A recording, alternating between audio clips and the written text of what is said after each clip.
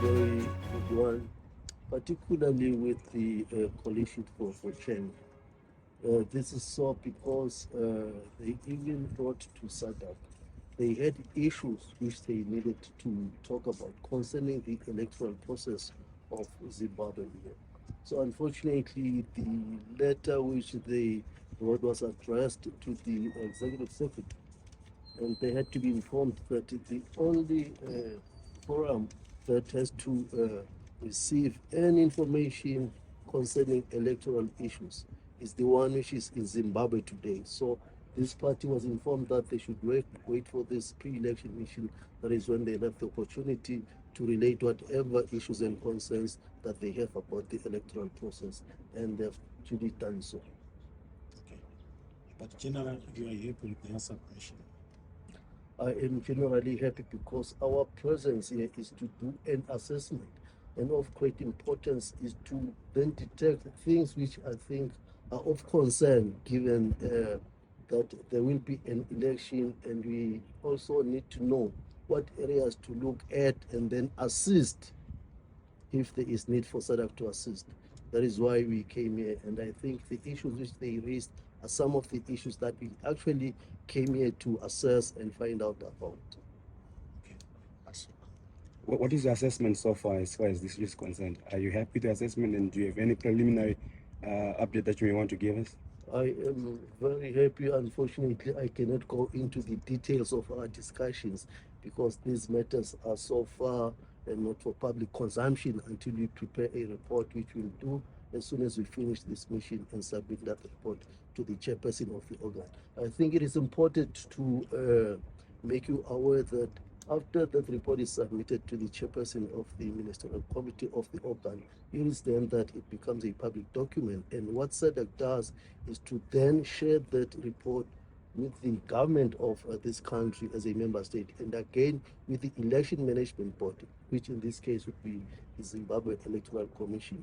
And what is expected in terms of SADC expectation is that now it is the government and the election management body that is to share that report with the electoral stakeholders, which we are meeting as we're here. I would want to ask on the timelines. The timelines, it won't be a very long time. It will be something very short because this is done in preparation of the election, which is very close. You talk about July and August right now, and we're in the month of April. So there won't be.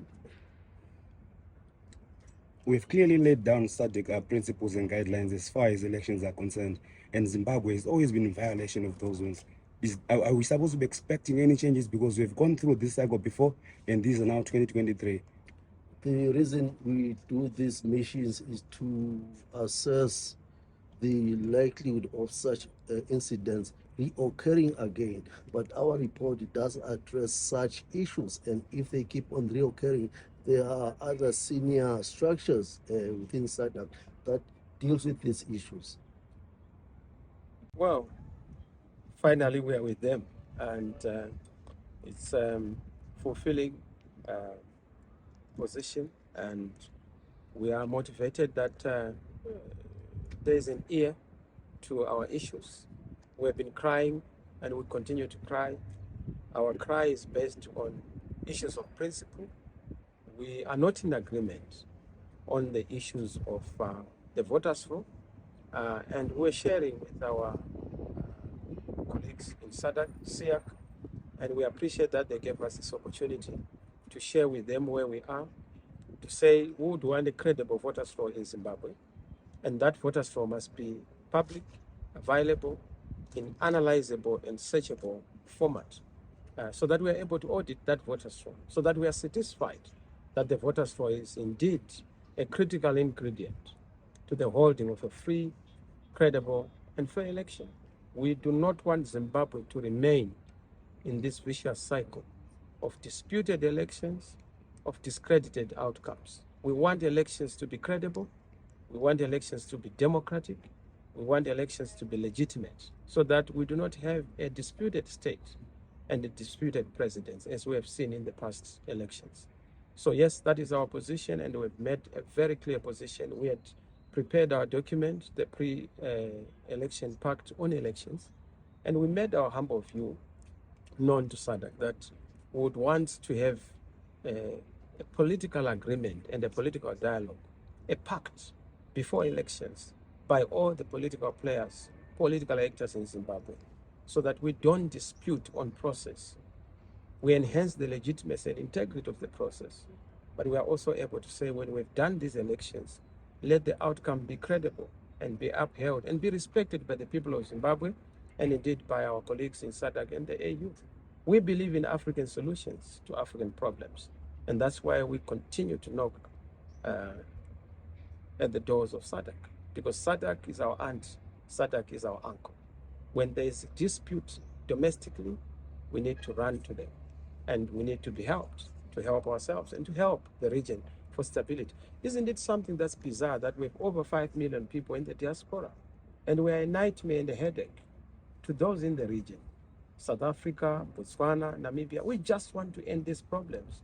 Zimbabwe is over 60 minerals. We can fix our own problems, but we need to be helped. A prisoner can't set themselves free. They need to be helped to be free. And SADC is in this critical position to help us free ourselves. You have been speaking so much about political violence, as you have noticed during the by-election era. You have got one of your members who has spent more than 300 days in prison. And here today you are with the SADC committee. What is your expectation and the outcome of this meeting? Well, of course, we raised the number of persecutions that we've suffered, over 58 of our rallies that have been banned. We also raised the issue of Job Sikala, our honorable member of parliament, who has been unjustly incarcerated and illegally detained without bail. It's a big issue for us, and we raised this issue together with others who are being persecuted. So we hope that our issues will receive the attention of SADC, our regional body. Mind you, SADC is our body as citizens, and therefore we expect recourse and relief from our body, SADC, because that's how it's supposed to be. We want to restore the integrity and credibility of SADC in being able to address citizen issues within the region. And of course, Zimbabwe is a case in point. Eswatini is also another case in point, where we are able to be dealing with issues that are outstanding. We must go beyond just the issues that are affecting one country. Let's have a holistic regional perspective and begin to show leadership so that we can solve our own problem. We don't need foreigners to dictate to us on how we must resolve our issues. We can do it as Africans. We've done it before. Our liberation and our independence did not come as a gift. It was hard-earned and hard-won. We can still win our legitimacy. We can still be able to transform this great continent and our region. And we can do it, and we will do it. The current pre-election environment in Zimbabwe has been telling. Part of the issues you've already mentioned, the Sikala issue, your rallies, 58 have been banned. There's political violence, and there's intolerance, and more importantly, access to public media. Specifically, this is a public-owned platforms which the opposition is not getting access to. At what point will SADC raise the flag to say this is not conducive for a free and fair election? At what point will you raise these red flags? Both as you are the opposition and also as SADC. I pose this question to you. Yes. Thank you for the question. SADC will not sit down and watch this to continue. But again, you must accept that SADC is not, I think, an institution that will now push for forcing through the throat everything that we think to be what we desire. But we certainly want to do it in a better way that will make us to remain brothers and sisters.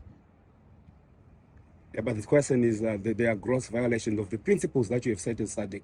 We've continuously seen this, and we are in Zimbabwe in a pre-election environment. Once more again, at what point will SADC raise its voice to say these conditions have been violated for a free and fair election in Zimbabwe?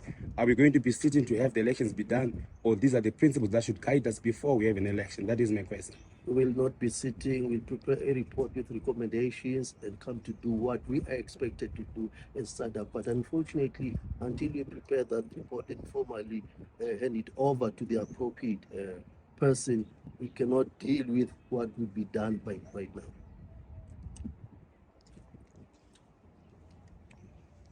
Thank you very much. Thank you.